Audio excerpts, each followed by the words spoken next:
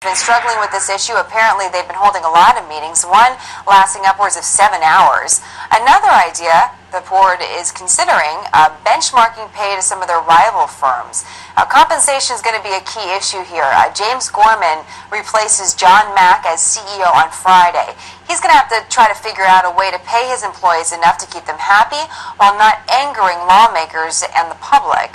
For an instant audit on this, Dan Schaefer's back with us, the president and CEO of Schaefer Asset Management, and in Fort Lauderdale, Florida, escaping some of the snow that we've all experienced up here. Uri Mann, he is a financial analyst. First of all, Uri, can you just give us an idea on where does Morgan Stanley, where does it add up with the other financial firms? What's your view on it? Well, if you compare Morgan Stanley to Goldman Sachs, for example, what they're doing now is overhauling their compensation program to keep in line with the rest of Wall Street. But overall, the health of the bank, I mean, just the way as a potential investment opportunity.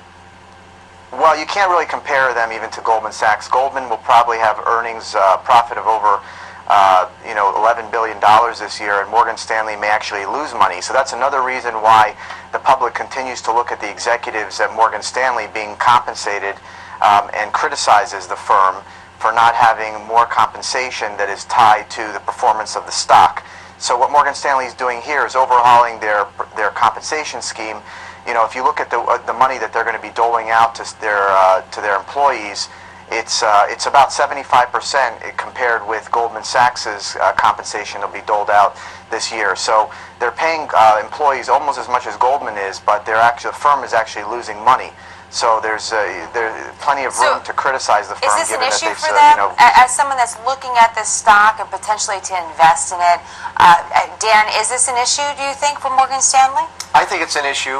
The financial industry is one that we're not involved in. We're not investing there. The index is down, and I think that Morgan Stanley, even though it looks okay, that is part of the banking industry that we believe still is going to have trouble down the road. And they've got to execute their plan and be competitive in this environment, and I think it's going to be a very tough environment for them and others to do that. Uri, talk to us about the new CEO. Talk to us about the year ahead for Morgan Stanley. What do you see? This compensation scheme is just one challenge for them. I mean, if you look at the way that they're spending money, about 65% of Morgan Stanley's profits revenue go towards paying employees their compensation, whereas Goldman only spends about 50% of its total revenues on its employees. So they're at a disadvantage because they're spending more of their money and unable to invest in new businesses compared to its largest rival, Goldman. There's plenty of challenges that Goldman's going to have to deal with, but they're certainly at a disadvantage going into 2010. Dan, do you think they're going to end 2010 still as a standalone company? Oh, that I project, I would hope that they would be able to stand by themselves. We need the competition in the industry, so we need more companies, considering that Bear Stearns and Lehman Brothers are not around anymore. I think they're going to try to stay as independent as possible and make it through this down economic cycle. And other firms have done that before over the last 100 years, and I don't see why they can't. Real quick here, Dan, do you think people are still, we talk about public outrage about compensation, and part of this announcement by Morgan Stanley obviously is, or report, or just the talk about compensation obviously is a little bit of a branding move as well, a little bit of PR. Do you think they still need to do that now? It's not December of 2008, it's December of 2009. Do we need to see these announcements, just even if we're not shareholders? Yes, I think that they need to be transparent. They need to talk to the public and let the public know what's going on internally to raise the optimism that they are viable companies and they're great investments. Because not only are they an investment firm, but they do want to issue their own bonds and notes so that they have capital to operate and do other deals with. So they want to make sure that the public knows who they are, and the public relations campaign has to be very strong for a company in this industry.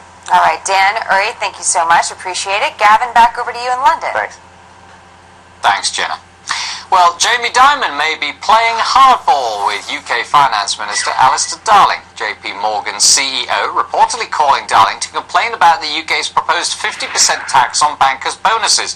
He said it would unfairly punish JPMorgan.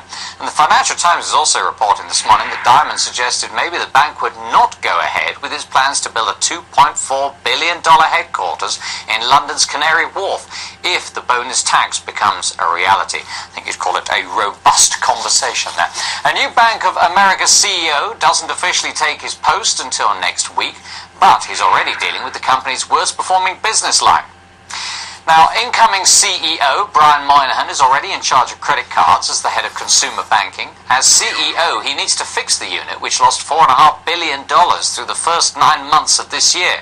Bank of America has a 35% default rate on its credit cards. Well, the Fed is unveiling one way, potentially, to sop up some of this excess money in the economy. The Fed is proposing what are called term loan deposits. And what this is basically a CD